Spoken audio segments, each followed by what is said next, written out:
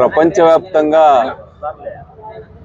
వికలాంగుల అంతర్జాతీయ దినోత్సవాన్ని ఈరోజు జరుపుకుంటా ఉన్నారు. ఈ సందర్భంగా అందరూ కూడా రాష్ట్రంలో, దేశంలో, ప్రపంచంలో ఉన్నటువంటి విస్తారంగా ఉన్నటువంటి కోట్లాది మంది వికలాంగుల గురించి దృష్టి పెట్టాల్సినటువంటి అవసరం ఉంది. దురదృష్టవశాత్తు వాళ్ళు వికలాంగులు అయిండొచ్చు, కానీ వాళ్ళు దేంట్లో కూడా వెనుకబడి లేరు. ఒక లక్ష్యాన్ని ముందు పెట్టుకొని ఈవెన్ ఎవరెస్ట్ శిఖరాలను ఎక్కినటువంటి వికలాంగ సోదరులు కూడా, వీరులు కూడా ఉన్నటువంటి పరిస్థితి ఉంది. ఈరోజు ప్రపంచం అంతా కూడా ప్రత్యేకమైనటువంటి ప్రణాళికతో ఈరోజు వికలాంగుల కోసం పని చేయాలనేటువంటిది ఈ దినోత్సవం సందర్భంగా అంకితం అవుతున్నటువంటి పరిస్థితి ఉంది. దాదాపు 17 అంశాలపైన ఈసారి ప్రణాళిక రూపొందించుకొని ముందుకు పోతున్నారు.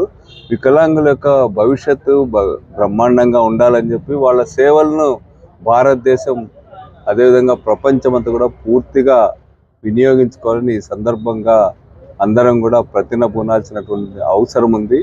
వాళ్ళ పట్ల అత్యంత గౌరవంగా, వాళ్ళ పట్ల వాళ్ళకున్నటువంటి శక్తి సామర్థ్యాల పట్ల సరైనటువంటి అంచనాతో సమాజం ముందుకు పోల్సినటువంటి అవసరం ఉందని చెప్పి ఈ సందర్భంగా అందరూ కూడా దృష్టిలో పెట్టుకోవాల్సినటువంటి అవసరం ఉంది. ఈ అంతర్జాతీయ వికలాంగుల దినోత్సవం సందర్భంగా వికలాంగులకు మరింత సమర్థవంతమైనటువంటి, సమానమైనటువంటి అవకాశాలు ప్రపంచవ్యాప్తంగా రావాలని చెప్పి ఈ సందర్భంగా కోరుకుంటా ఉన్నాం.